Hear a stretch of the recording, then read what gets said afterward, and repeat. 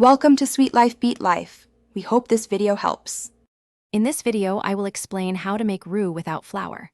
While a classic roux relies on wheat flour, there are many excellent substitutes for achieving thick, delicious sauces. We'll explore several starch-based options that provide similar results without the need for flour.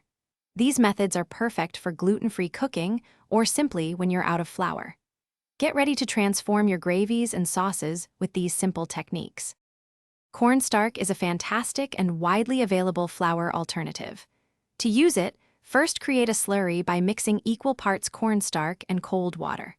For example, combine 1 tablespoon of cornstarch with 1 tablespoon of cold water in a small bowl, whisking until smooth. Then, slowly pour this slurry into your simmering sauce, stirring continuously. Continue to cook for about 2 minutes until your sauce reaches your desired thickness and any starchy taste is gone.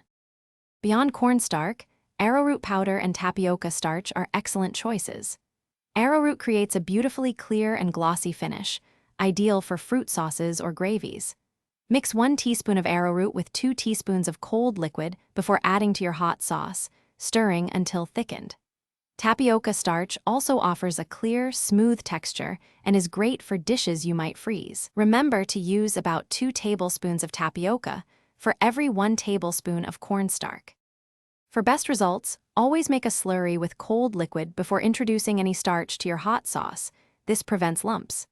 Add your chosen thickener slowly, stirring constantly until you achieve the perfect consistency. Be mindful not to overcook starches, as extended high heat can cause them to break down and thin your sauce. Finally, taste and adjust your seasonings after thickening, as the flavors will become more concentrated. Thanks for watching.